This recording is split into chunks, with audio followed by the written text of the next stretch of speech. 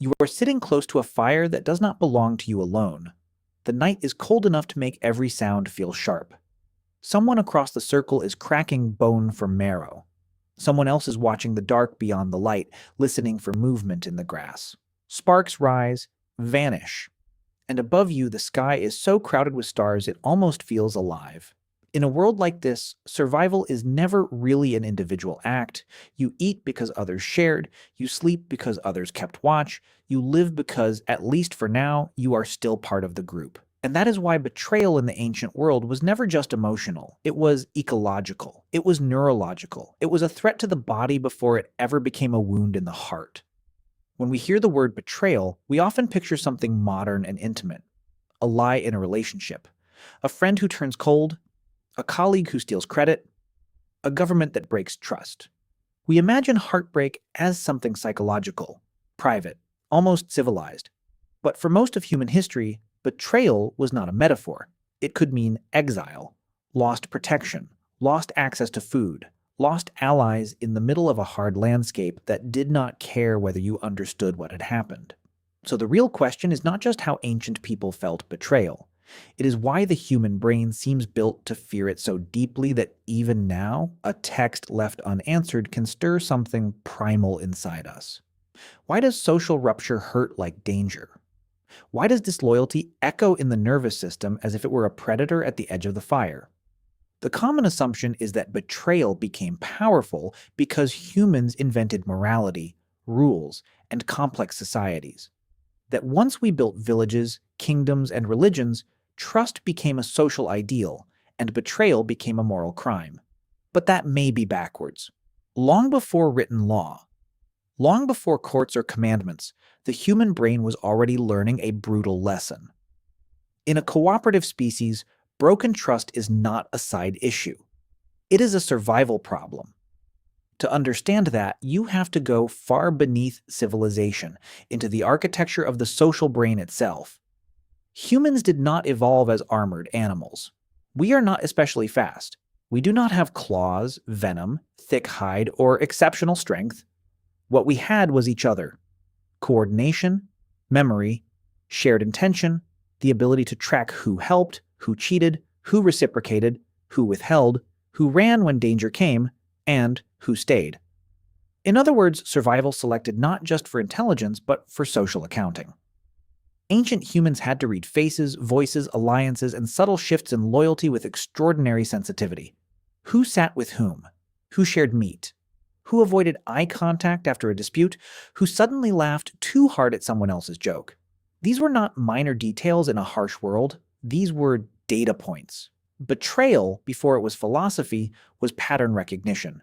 And if that sounds cold, it only makes it more astonishing that the system became emotional, because the brain did not just need to detect broken trust, it needed to make you care enough to act before the consequences became fatal. That may be why social pain feels so physical.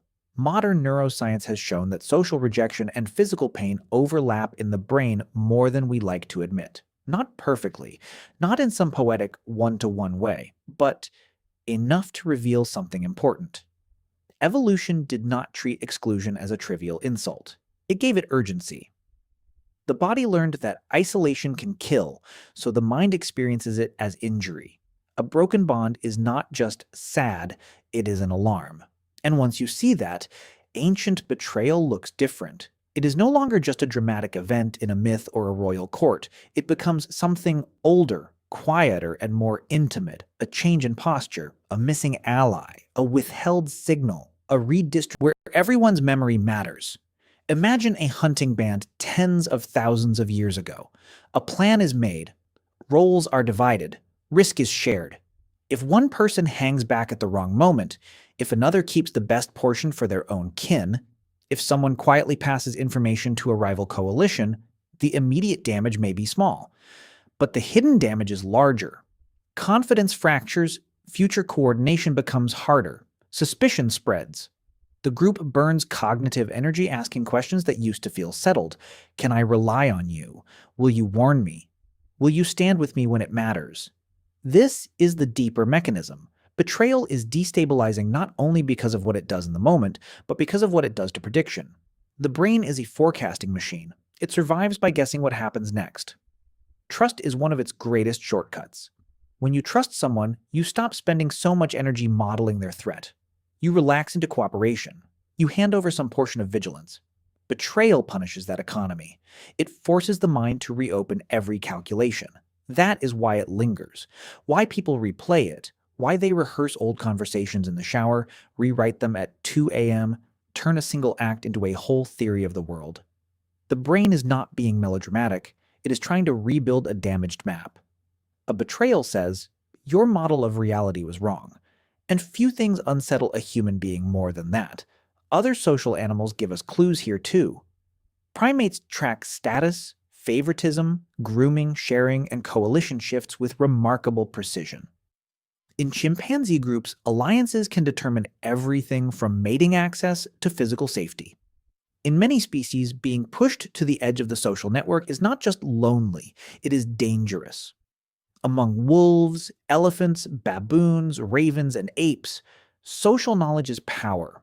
But humans seem to have taken this sensitivity and layered it with language, memory, imagination, and moral judgment until betrayal became not just a threat, but a story. That may be one of the strangest things about us. We do not merely suffer betrayal, we narrate it. We turn it into origin myths, tragedies, dynastic collapses, and private identities. Whole civilizations have been organized around the memory of broken trust. Sacred texts are full of treachery because human social life is full of dependency, and dependency always creates the possibility of rupture. The traitor is such a powerful figure not just because they harm others, but because they expose a terrifying truth. The danger was already inside the circle. The wound is deeper when it comes from the place where safety lived. That is why betrayal has such cinematic force across history, not because humans are addicted to drama, but because betrayal inverts the social function that made us possible. The ally becomes the threat. The shelter becomes the breach. The hand you needed is the hand that lets go. And ancient brains would have felt that inversion with unbearable intensity. Not in the vocabulary of modern therapy, not in polished concepts, but in pulse, in vigilance, in shame, in rage, in the raw confusion of being suddenly less protected than you were yesterday. Shame matters here too, because betrayal is not only about what others do to us, it is also about what our own minds fear they revealed. Was I naive? Weak? Blind? Did everyone else see it coming? In a small ancestral group, reputation was social currency. To be deceived might not only expose you to danger, it could alter your standing inside the network. So betrayal could trigger both grief and self-suspicion, sorrow, and status panic at the same time. That complexity still lives in us. You can see it in school cafeterias, office politics, family estrangements, internet pylons, and group chats that go silent all at once. The stage has changed. The nervous system has not. We live in enormous societies now, but our emotional machinery was tuned in much smaller rooms. A bad headline can feel personal. A public unfollow can feel like a territorial expulsion. A breach of trust at work can flood the body like a life or death event, even if no spear is coming and no winter camp is being denied to you. The modern world has scaled up the social field while leaving ancient circuitry intact. So we are asked to process thousands of signals with a brain designed to care desperately about belonging. And maybe that is why modern and overwhelmingly large. A digital slight should not matter this much, we tell ourselves. A gossiping friend, a disloyal partner, a manipulative leader, a community that turns on one of its own. Yet something in us answers from much further back. Because the body remembers a world the mind no longer lives in. That might be the most haunting part. We often think memory belongs to autobiography, to childhood, to events we can describe. But some forms of memory are older than language. They live in reflex, in vigilance, in our craving for reliable signals. The fear of betrayal may be one of them. Not a memory of a single event, but a memory of what kind of creature we are. A creature kept alive by fragile agreements. A creature whose greatest advantage was trust. A creature whose greatest danger was misplaced trust. And from that angle, betrayal becomes more than an interpersonal failure. It becomes a window into the human condition itself. Because to be human is to need other people in ways that will always exceed our control. We cannot love, build, learn, govern, raise children, keep promises, or form a culture without handing pieces of our safety to one another. Every bond is a gamble. Every society is a structure made of invisible faith. Trust is civilization's quietest technology. Betrayal is what reminds us it was never guaranteed. But there is another side to this story. And it matters. If ancient brains were shaped to fear betrayal, they were also shaped to seek repair. Reconciliation, apology, punishment, ritual, revenge, forgiveness, gossip, law, moral teaching, these are not random cultural ornaments. They are tools humans built to manage a species-level problem. How do you preserve cooperation among minds capable of deception? How do you continue needing one another after learning how dangerous need can be? There is no final answer, only strategies. Some societies formalize loyalty with oaths, some with kinship, some with gods, some with surveillance, some with markets, some with stories about honor, some with stories about sin. And now, increasingly, we outsource trust to systems, contracts, ratings, encryption, institutions, platforms, algorithms. We try to make betrayal less likely by making human dependence more procedural. But no structure ever fully removes the ancient risk. Because betrayal is not just the breaking of a rule, it is the collapse of an expectation we let close enough to become part of us. And that is why it still cuts so deep. You are back at the fire now. The stars are still there. The dark is still beyond the edge of the light. Somewhere in that circle sits the oldest version of your mind, listening not only for predators in the grass, but for shifts in loyalty among the people beside you, wondering who means what they say, wondering whether belonging is secure, wondering whether safety can really be shared.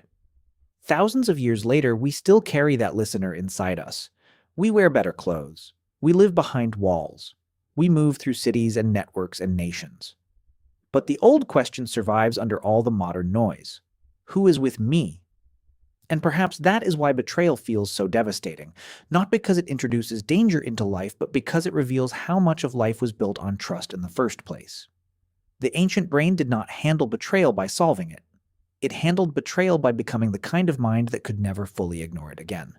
Maybe that is tragic. Maybe it is also the price of every deep connection we have ever known. Because the same brain that trembles at betrayal is the one that made loyalty meaningful, memory sacred, friendship possible, and love more than appetite. The wound and the wonder were built together. And that may be the deepest truth hidden inside this old fear, that what hurts us most often points to what once kept us alive. Not just in the ancient world,